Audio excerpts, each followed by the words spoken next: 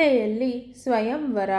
ಹೀಗೆ ಗಂಗೆ ಮತ್ತು ಬಾಹುಬಲಿಯರ ಕಥೆಯನ್ನು ಹೇಳಿದ ನಂತರ ವಿಶ್ವಾಮಿತ್ರರು ಅಂದಿನ ರಾತ್ರಿಗೆ ಪವಿತ್ರ ನದಿಯ ದಡದಲ್ಲಿ ತಂಗಿದ್ದರು.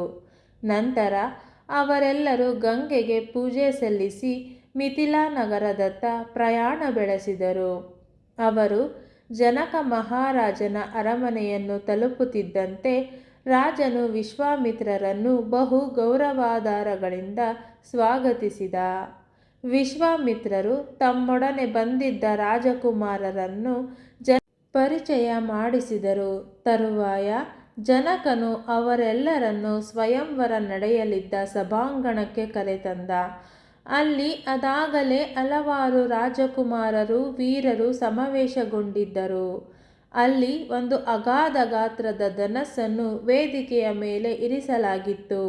ಅದು ಶಿವನು ಎತ್ತಿದ ಧನಸ್ಸಾಗಿತ್ತು. ಅದನ್ನು ಮೇಲೆತ್ತಿ ಅದರ ಹಗ್ಗವನ್ನು ಮೀಟುವ ಶೂರನೊಡನೆ ಸೀತೆಯ ವಿವಾಹ ಜರುಗುವ ಷರತ್ತಿತ್ತು. ಹಲವಾರು ಬಲಶಾಲಿಗಳು ಈ ನಿಟ್ಟಿನಲ್ಲಿ ಪ್ರಯತ್ನ ನಡೆಸಿ ವಿಫಲರಾಗಿದ್ದರು.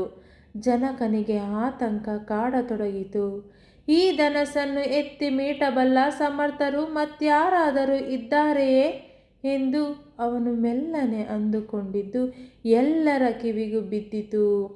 ಅವನ ಪ್ರೀತಿ ಪಾತ್ರ ಮಗಳ ಕೈ ಹಿಡಿಯಬಲ್ಲವರು ಯಾರು ಅಲ್ಲಿ ಉಪಸ್ಥಿತರಿದ್ದರು?